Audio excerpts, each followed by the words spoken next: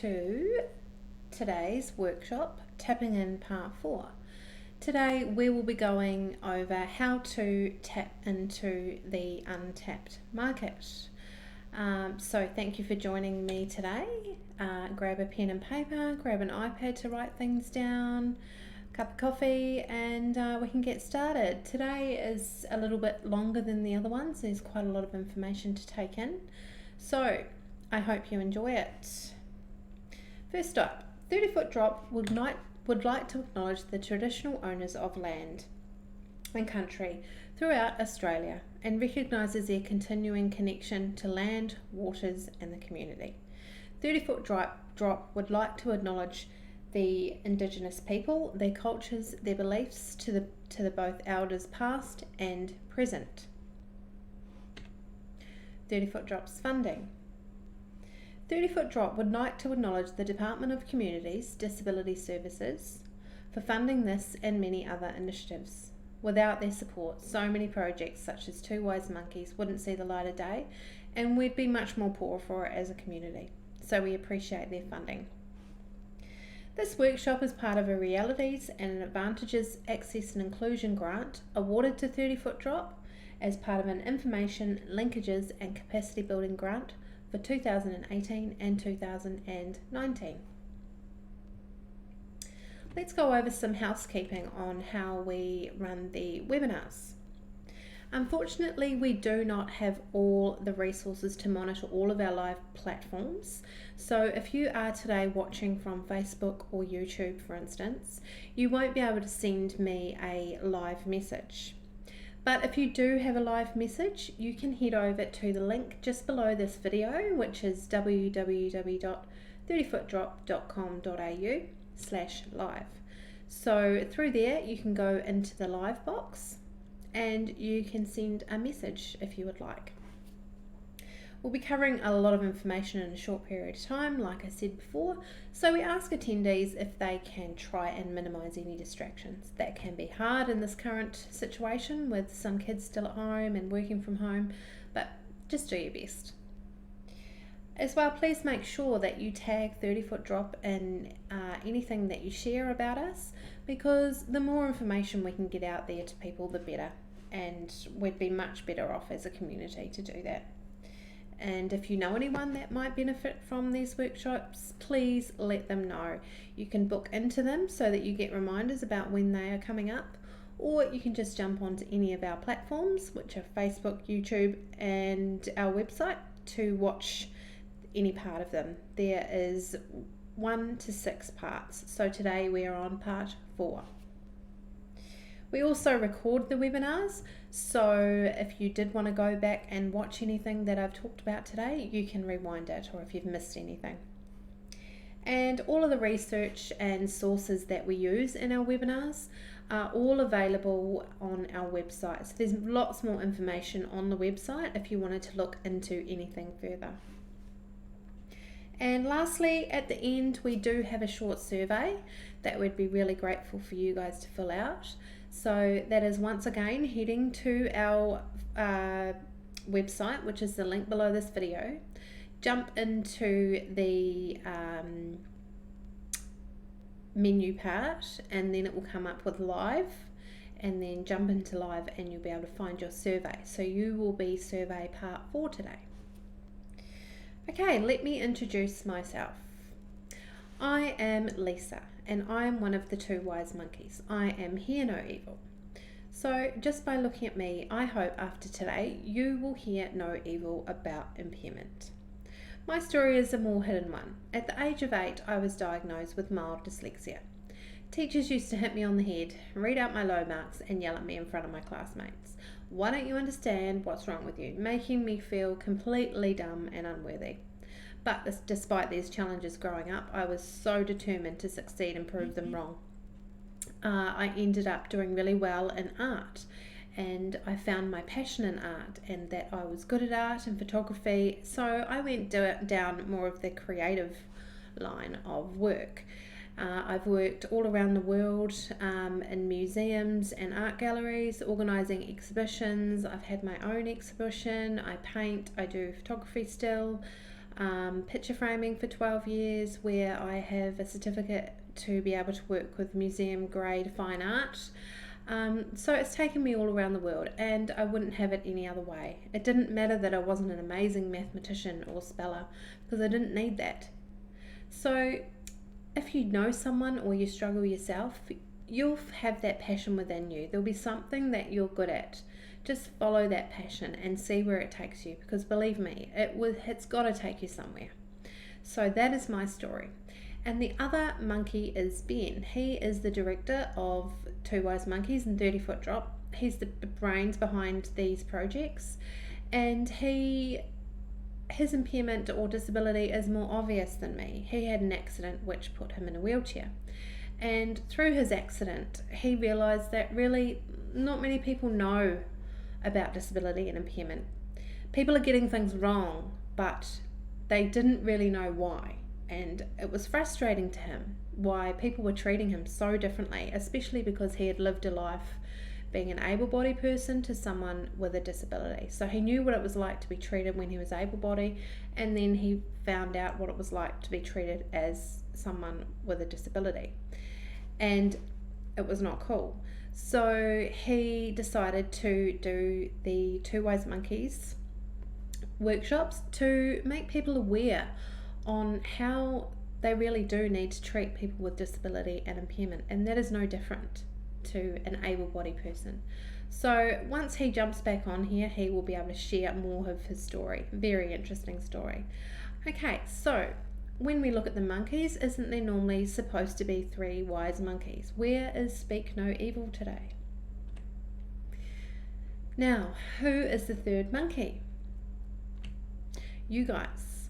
So the aim of today's workshop is to turn you into the wise monkey. You'll begin on a journey of realising, impairment or not, we are all human and deserve to be treated with respect and fairness, and treated the same way as anyone else. People with disability and impairment are no different, and we need to remove that dark cloud as to why people think they are. And if you did want to become that 3rd wise monkey, we have these gorgeous t-shirts available on our website now. We had a lot of inquiries on our live workshops, so we ordered some in, and they sell like hotcakes. So please, if you would like a gorgeous t-shirt, you can order them through our website, and they are available in white and black from kids size 5 to 5XL. So grab yourself one. Okay, let's go over the outline and method of today's workshop. So, how are we going to get you started on the path to being a wise monkey? Well, there's a lot to learn about people with impairment and how you can increase your business by attracting them. We'll be looking at 3 areas of need that most businesses can improve to use and to tap into this market. These are accessibility, universal design, and diverse marketing. After covering all this good stuff, we will then do an open forum where people can ask any questions that they might have. So how are we, hang on, sorry, I skipped ahead then. So how are we going to cover this, and what will our teaching method be? The answer is fun and open and honest discussion. If we can't be open and honest about these subjects, like what Ben started to do, then changes can't be made. If Ben wasn't open and honest about the way he was being treated, then we wouldn't be here today. So the more people we can reach with our messages, the more things are going to change, and we want your help with that. You'll notice as well that there's very little written content on the slides, and that is so that you can all interact easily with these slides. We don't want you having to try and keep up with all this wording and trying to make sense of it all. It's easy to follow, and it also makes it easy for someone with a vision impairment or hearing impairment or any other kind of impairment. And if you do have a hearing impairment and you can't hear me, then on Facebook, the platform Facebook, you can turn the volume down and subtitles will be available for you, which is awesome. Okay, let's head on to the next part, which is terminology and review. To reduce confusion and ensure understanding, I want to go over some terminology that we will be using in our workshops. And these are the differences between disability and impairment and access and inclusion. First, we'll go over impairment. An impairment is an injury or congenital condition that causes or is likely to cause a loss of difference of physiological or psychological function. In short, your impairment is your medical diagnosis. So my medical diagnosis obviously would be mild dyslexia.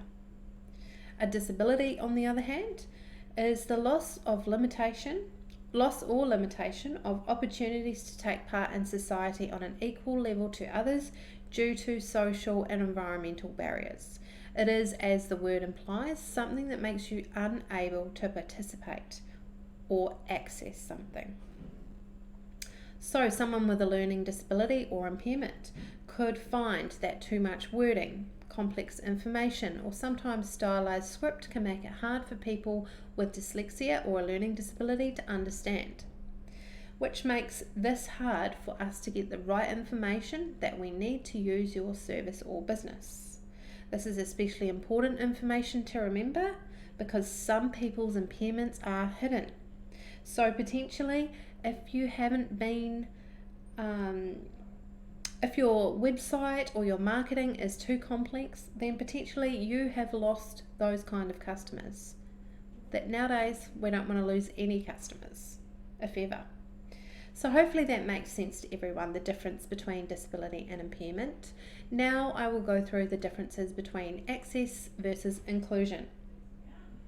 Access refers to the removal or reduction of barriers, physical or attitudinal, to participate in activities and functions of a community. Access focuses on the physical world around us and can be assessed with a checklist. So if you did want to go over the checklist, it's available on our website, which is the link below the video. So the checklist is about whether your door frames are wide enough for someone with a wheelchair or a mobility issue. Are your door handles at a right level? Are the ramps to get into your business right for someone in a wheelchair or a mobility issue? And you can go over all the different things that will help you understand what they need and make the changes so that they can come into your business. Now, inclusion. Inclusion is more of a psychological state of being and is a process hereby every person, irrespective of their age, disability, gender, religion, or sexual preference, who wishes to, can participate fully in all aspects of an activity or service in the same way as everyone else. It shouldn't matter what someone looks like, how they appear. They still need to be included within your business. They need to feel like they are welcome into your cafe because of how they look or how they appear.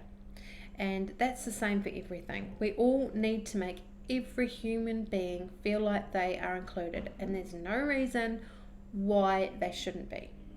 And that's what our message is. So hopefully that makes sense. If there's any questions, please feel free to send me a question. Right, I'm just going to press that, just enabling the chat box. Okay, so next we will get into today's parts. Sorry. What are you doing?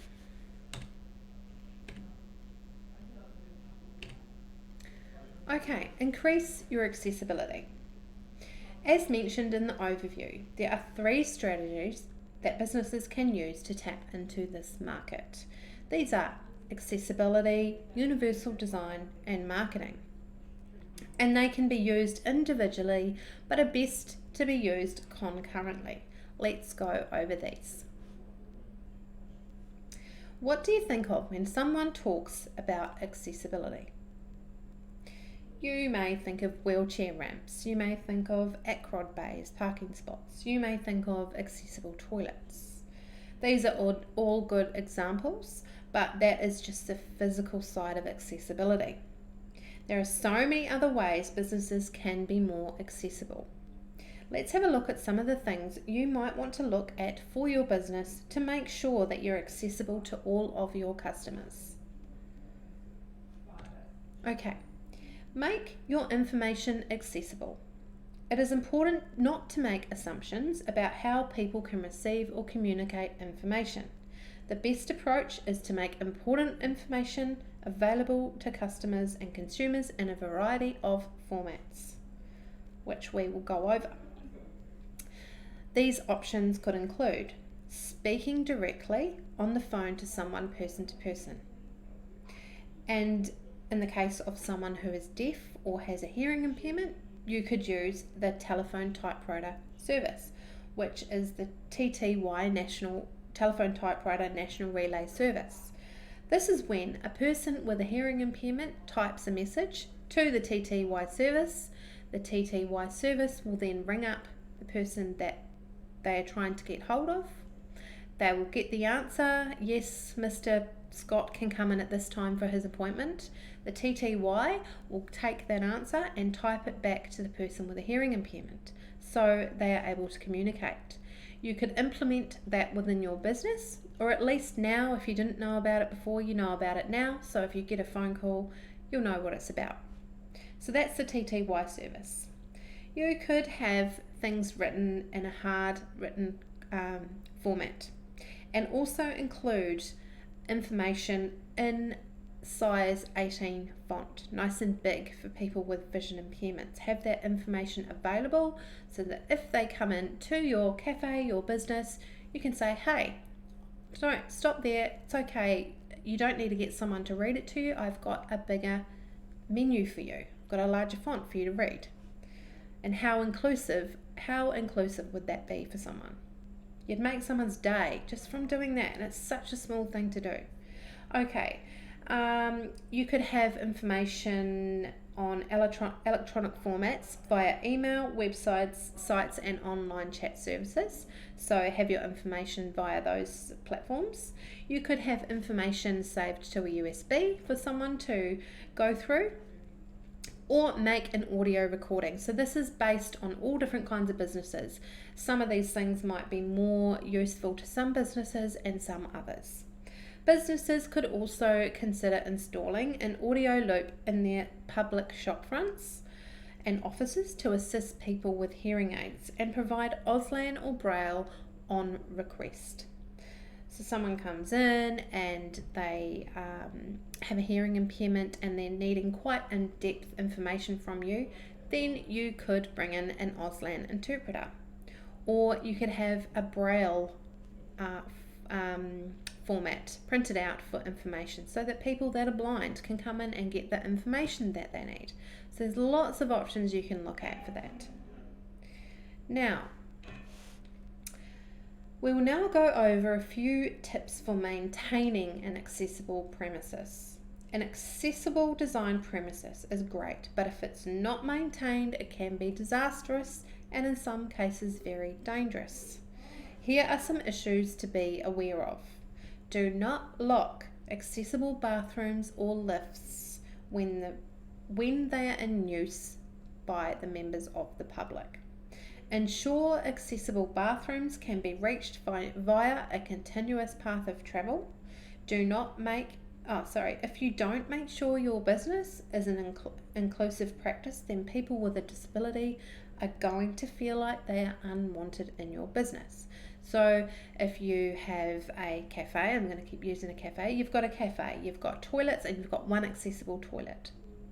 Someone in a wheelchair has just gone to use your accessible bathroom and it's not open, it's locked. That person is not going to feel like they are included or welcome in your business and probably won't want to come back. Okay, they may go and ask for the key, but it should have been open anyway. Do not use accessible bathrooms as change rooms or storage areas. There's been a few places that we have seen around Western Australia where people and shop owners have stockpiled in an accessible bathroom, meaning that someone in a wheelchair cannot use the bathroom anyway. May as well have been locked, which is not good. Okay, avoid constructing temporary displays or stacking goods in a manner which obstruct shop aisles. Make sure there is a continuous path of travel in and around your premises.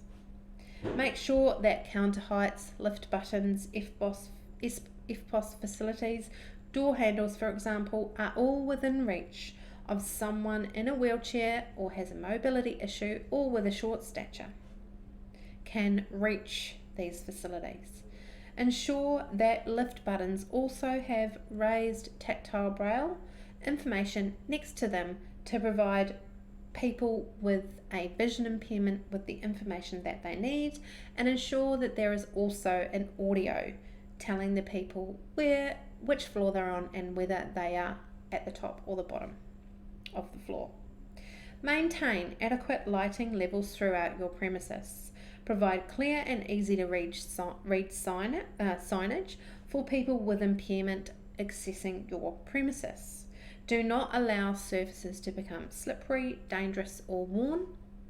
And provide designated parking spots for people with disabilities and impairment, and once again, maintain that accessible path of travel for these people. So hopefully that's making sense. Now let's get into the transport side.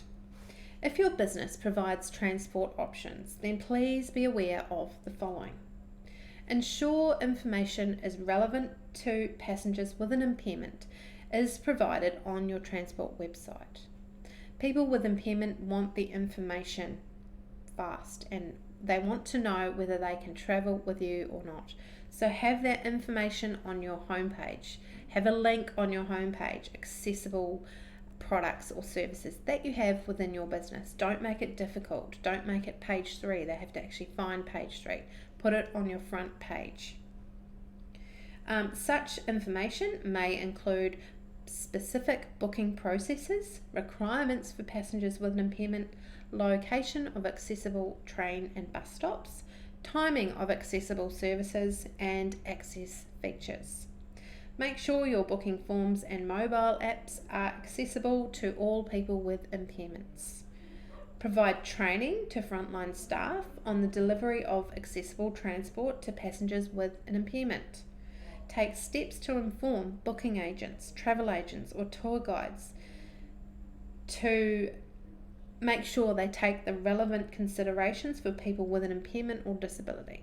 For example, their fitness to travel, impairment equipment that is needed, and access features for their clients. Okay, mobility devices. Under the Disability Discrimination Act, it may be against the law of an owner of a manager of a shop, restaurant, club, or other venue to refuse entry to someone who uses a scooter or a wheelchair if it is being used as an impairment or disability aid. It may also be against the law to restrict access to someone to only certain parts of the premises, which is also discriminating. An example of this is small shops that restrict mobility due to large amounts of stock being on the shop floor, which is illegal. Businesses should consider the needs of the consumers who use scooters and wheelchairs as a mobility, and when people have too much stuff on the floor, they can't get through. The general tips for maintaining accessible premises are mentioned in the earlier section of this resource and also apply to people who use mobility devices, and if customers can't get in the door, they are not likely to spend money in your business. Assistance animals.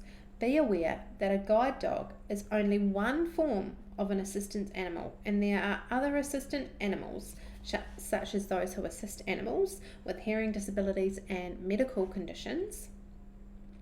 But if you are unsure if an animal is an assistance animal, the law says it is okay to ask the person with the impairment to provide the evidence that the animal is an assistance animal and that it has been trained to meet the standard of hygiene and behaviour for a public place.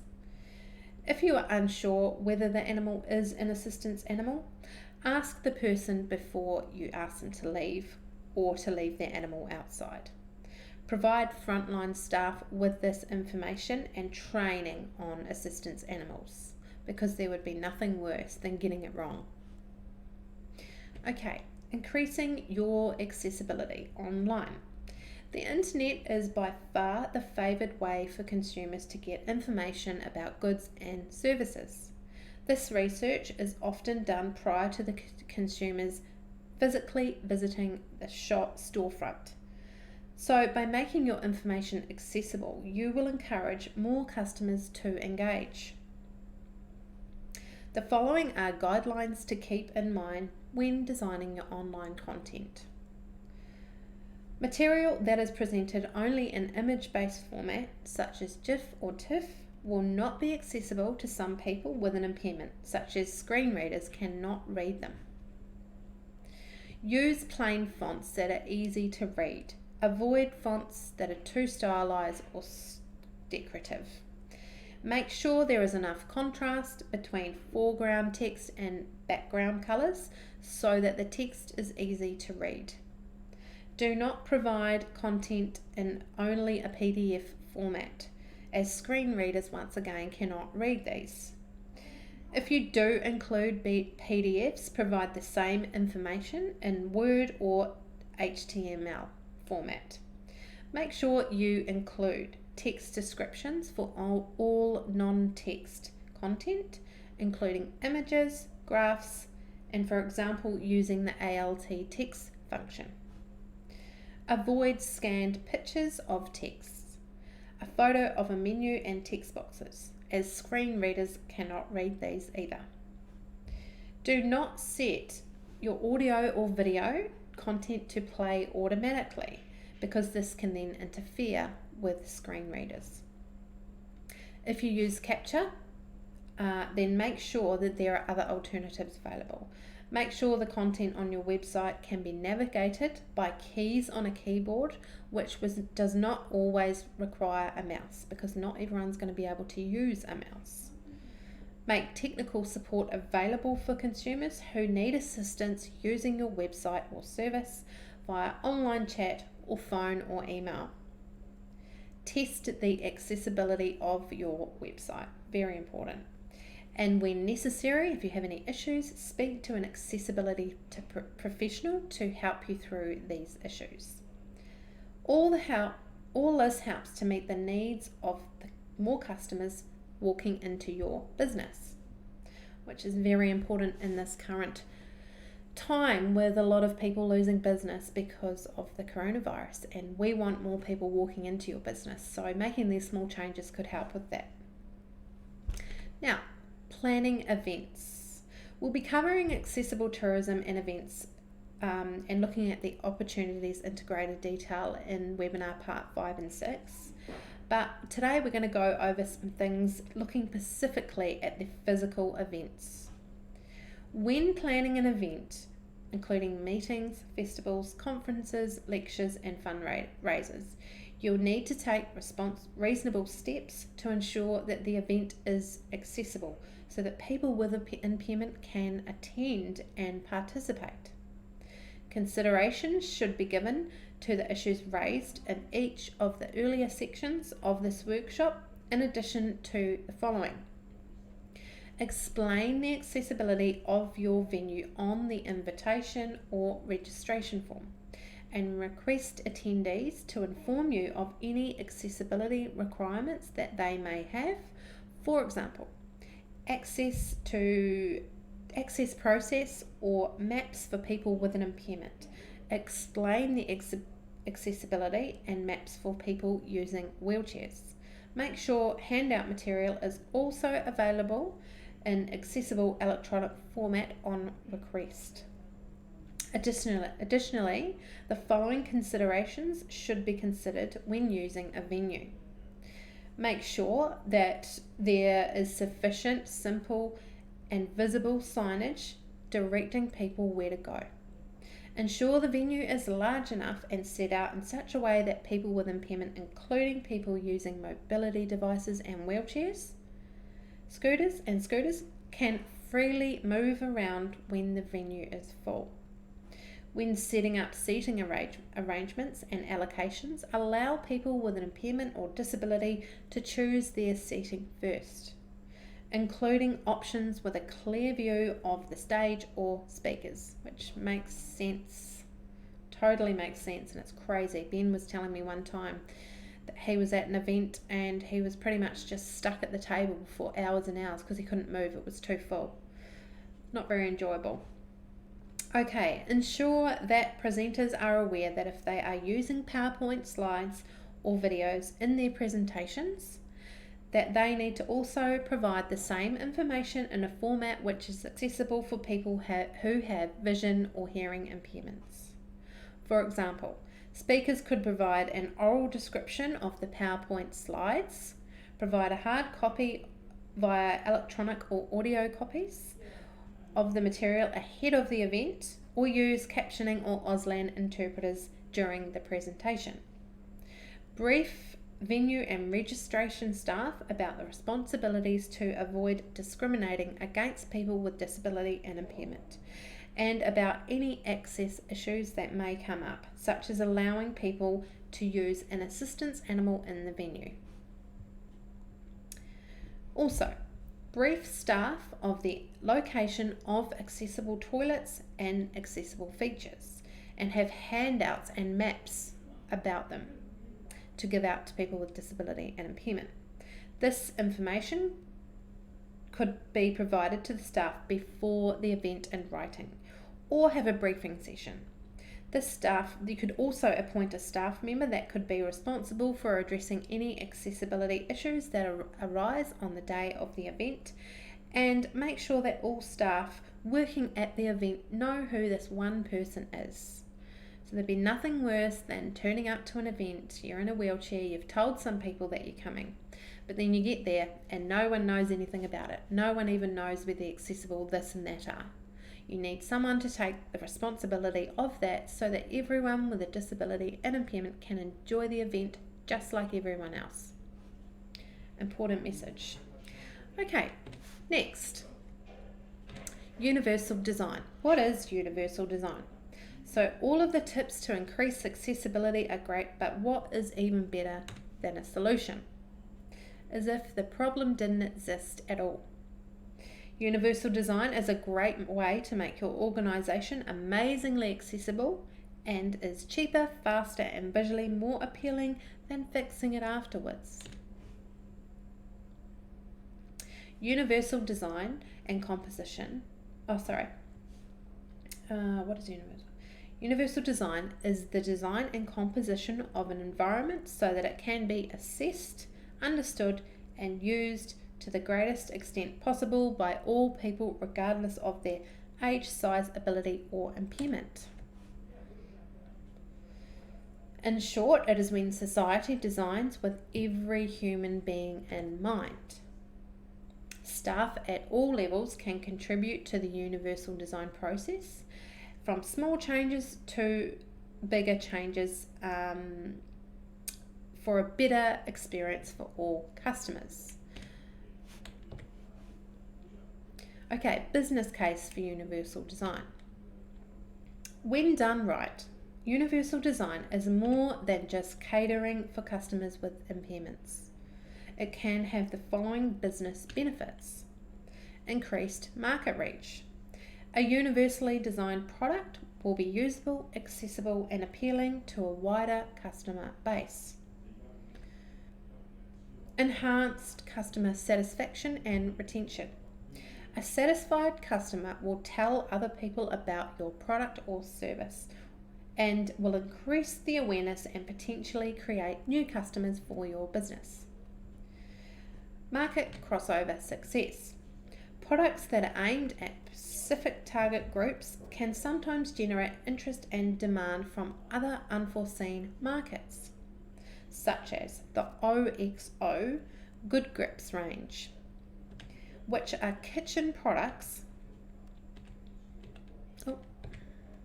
So these are kitchen products that are especially designed for older people with arthritis or limited hand movements.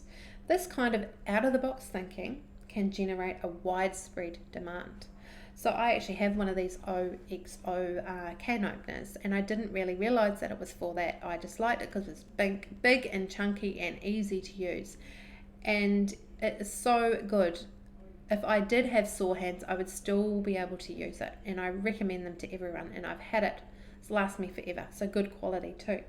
So if we can do more of this and generate demand for other things like this for people with impairments or disabilities, then it's going to be a positive. Okay, positive public image. A business that positively contributes to society by incorporating the universal design approach is likely to receive a reputation for having a high level of corporate social responsibility. Increased consumer expectations. In recent decades, the voice of the general public has become more prominent and influential. Universal design enables companies to design products, services, and environments that are more closely matched to the consumer's expectations and needs. Except at first use. A consumer forms an opinion about a product at first use, or even at first sight. A recent study suggested that the internet users take less than 50 milliseconds, that's 1/20th of a second, to judge the visual appearance of a website. So you haven't got much time to get that website right and to grab that person. If a product is simple, clear, and easy to access, then a customer is more likely to proceed with the transaction. If it's not, they're not. Okay, achieving universal design. The most efficient way to achieve universal design is collaborating with employees that have an impairment. They can guide the process with their experience. There are also 7 principal topics to note when striving for universal design. They are equitable use, flexibility in use, simple and intuitive use, perceptible information, tolerance for error, low physical effort, size and space for approach and use. Let's go over these. First up is equitable use. The design should be useful and marketable to people with diverse abilities. Guidelines. Provide the same means of use for all users. Identical wherever possible and equivalent when not. So, that is, for example, ramps instead of stairs is identical. Ramps and stairs is equivalent. Avoid segregating or stigmatizing any users. Like having a wheelchair access through the kitchen, which is so degrading. Nobody wants to go out for dinner to a beautiful restaurant and get told that they have to go through that untidy kitchen to go and sit down and have their meal. No, everyone wants to enjoy it the same way as everyone else. How would that feel to be told, oh no, you can't come in that way, you have to come in this way because you're in a wheelchair? It shouldn't make any difference. You need to make sure that your front door is accessible for someone in a wheelchair to use your restaurant or service. Provisions for privacy, security and safety should be equal to all users. Make sure the design is appealing to all users. Next, flexibility in use. The design accommodates a wide range of individual preferences and abilities. Example, the use of flashing lights with sirens or beeping sounds gives warnings in emergency situations. This way, people with reduced hearing or sight can know what to do, which could save lives. Provide choice of methods of use. Accommodate the right and left-handed access use. Facilitate the user's accuracy and precision, and provide adaptability to the user's pace. So if someone has a mobility issue and there is an emergency, then you're not going to try and make them run out the door. You have to adapt to their pace to get them out for their safety. Simple and intuitive use is number 3. The use of design is make sure the use of design is easy to understand regardless of the user's experience, knowledge, language skills, or current concentration level.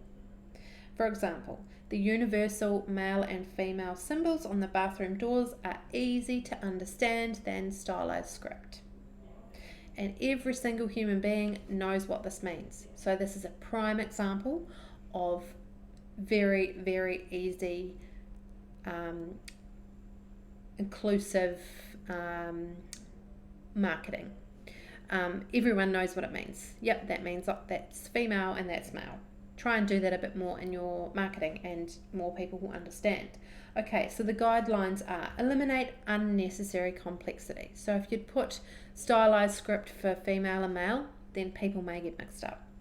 Be consistent with your users' expectations and intuition.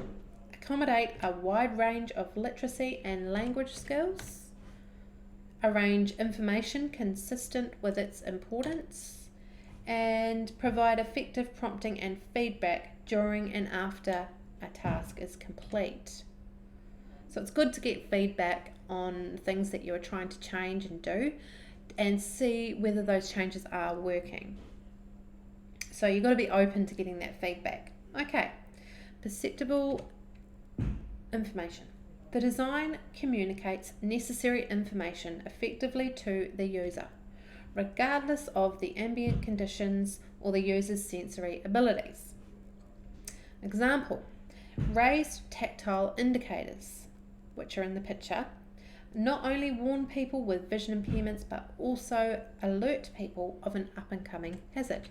So who here watching did not know what these were used for?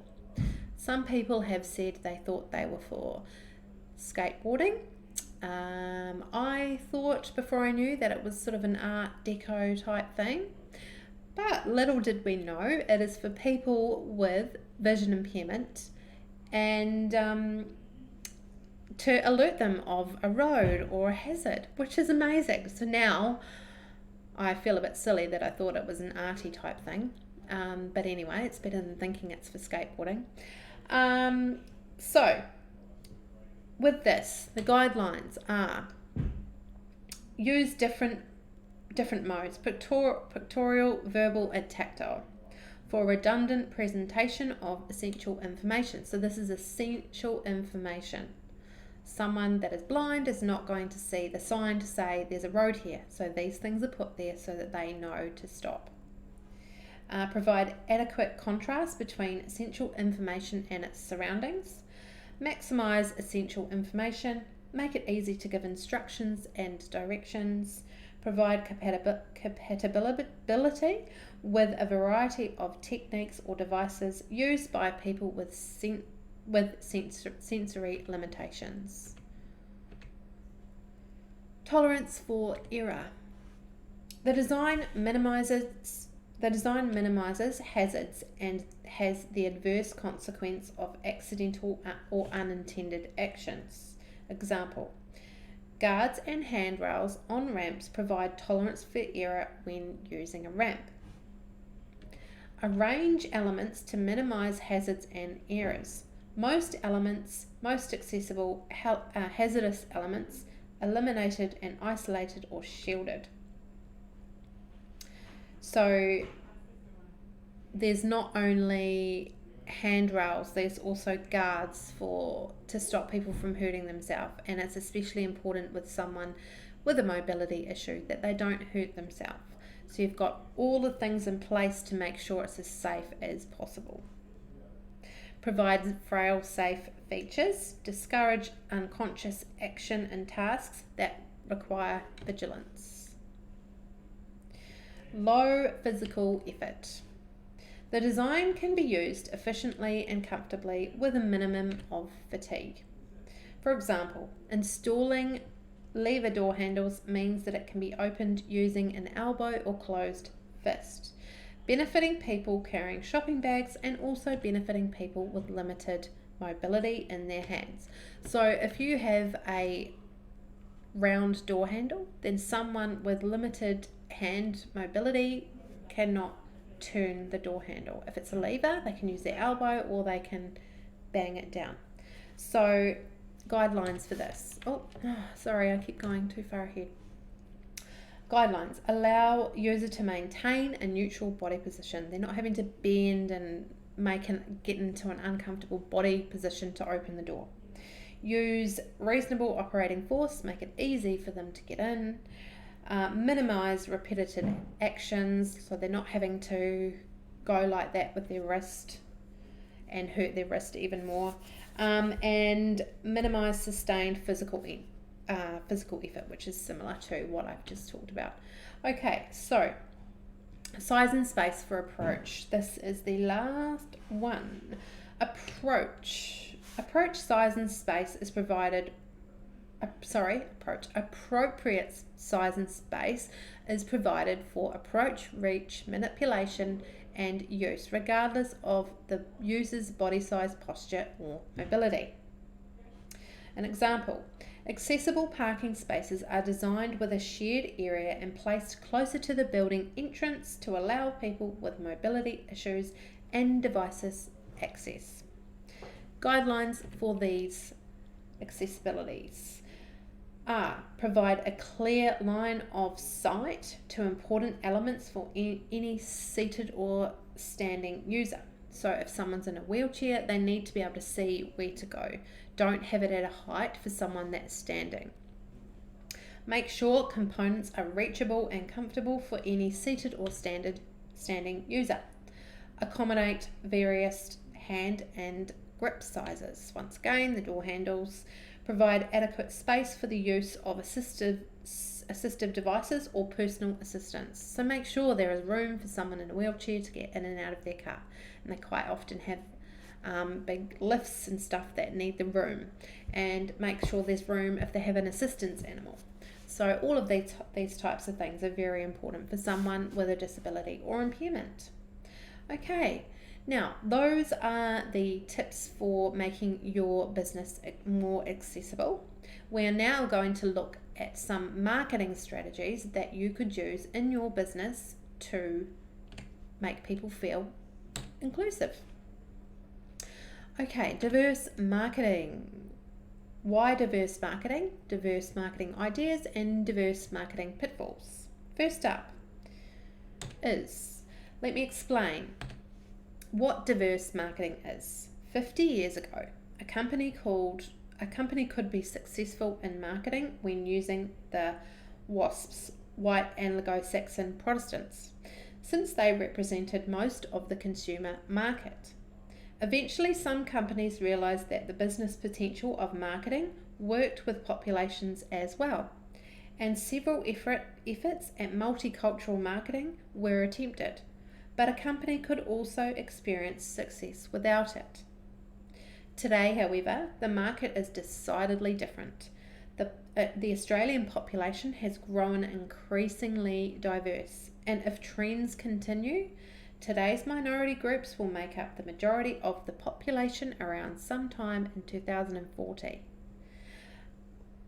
This general market strategy may already no longer be effective in some contexts, requiring organisations to diversify their marketing strategies.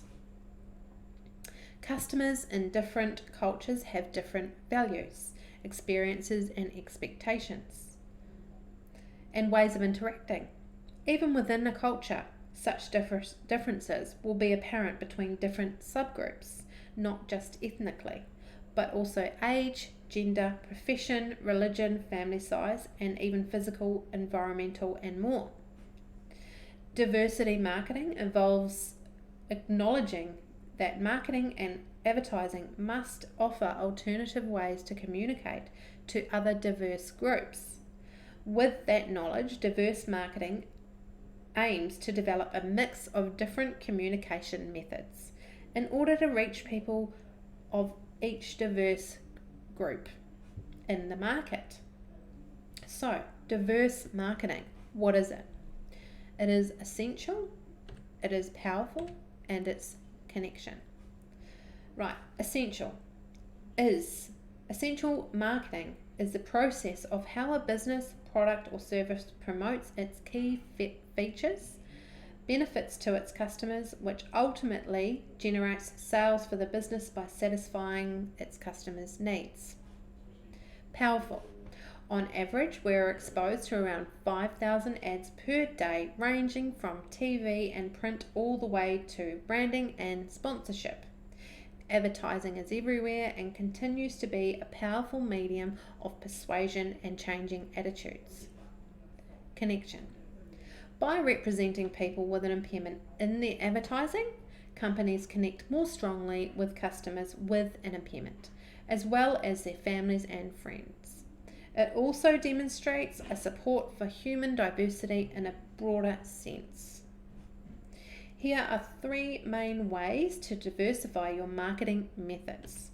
They are by being inclusive, thematic, and pride marketing. Let's have a look at these. Now this is the last topic.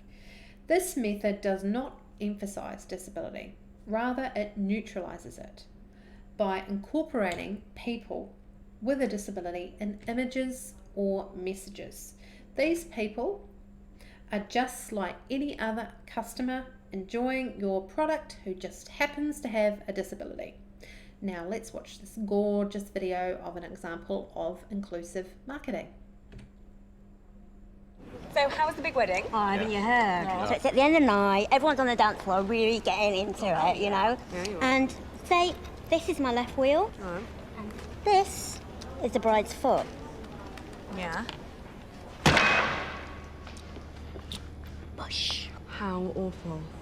Well, it wasn't all bad. I left with the best man's number.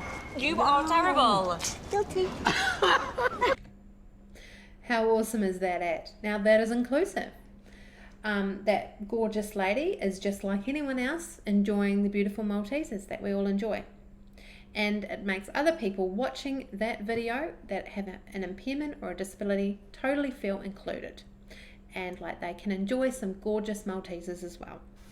Okay, so this method presents little risk of criticism for disability opportunism, has a broader economic and social potential, and is more easily incorporated into sustained commitment. Marketing strategies and often is an extension of existing diversity initiatives in marketing. Large businesses such as Kmart, Target and Mars Chocolate have used this method with results shown in the next session.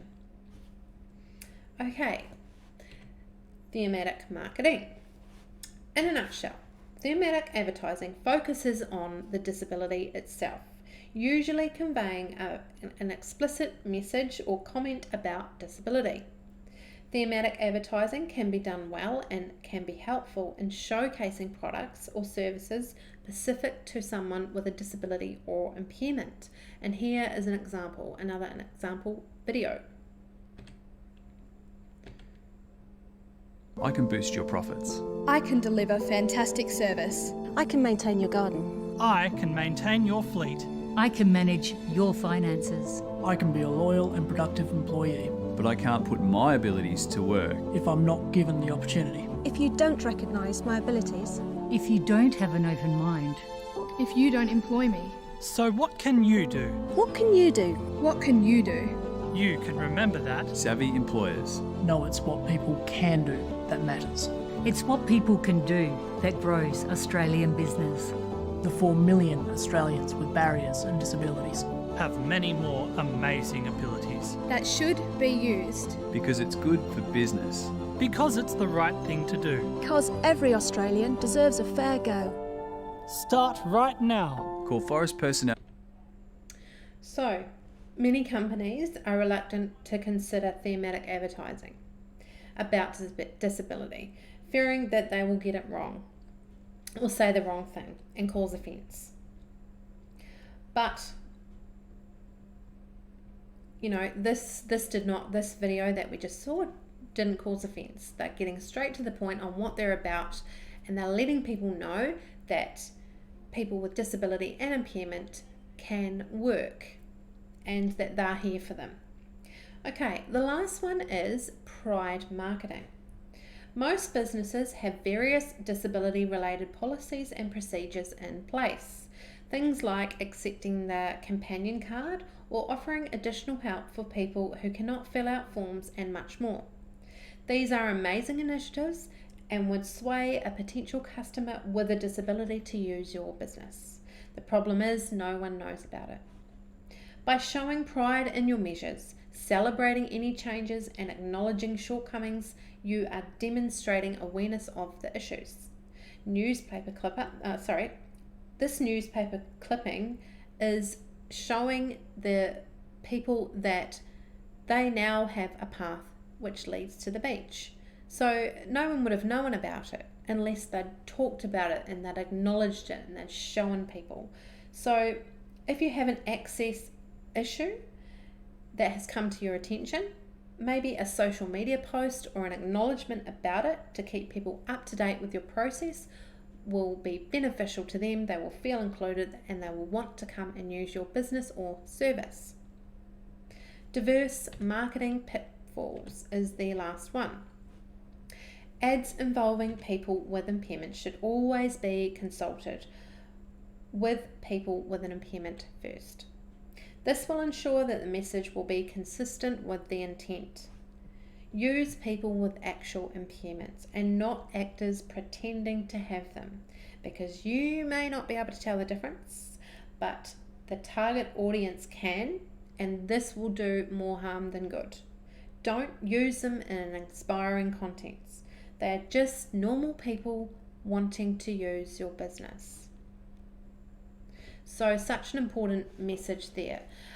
People with disability and impairment don't want to be known as inspiring. They want to feel like they're just like everyone else, and there should be no reason why they are not able to feel that. And you going on about, oh, you're this and you're that, makes them feel different. So make them feel just like you. We're all human, we all deserve that respect and that inclusiveness, and it is especially important in today's day and age for people with disability and impairment, and that is why we are here today. Now that is the end of this webinar today.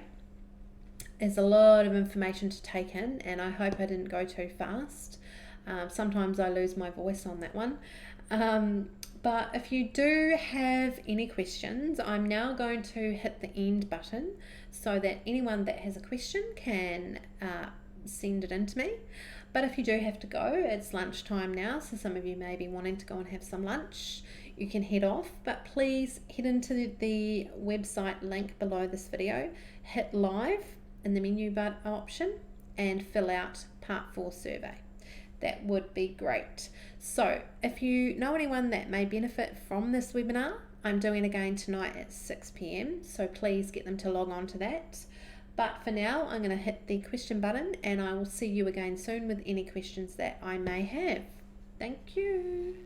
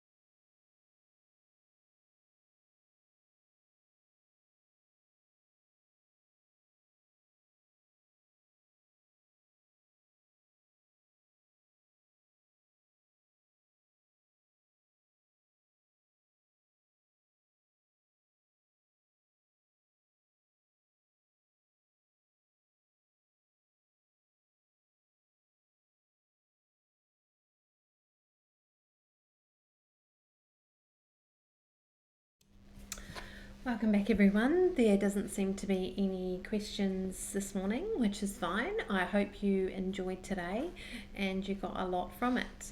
If you did want to rewatch it, you can rewatch it once I've hit the end button, or if you know anyone that may benefit from this, please send them over tonight. I will be doing it from home at 6 p.m.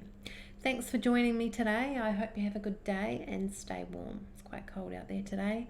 I will see you guys tomorrow for webinar part 5 for those that are joining me. See you then. Bye.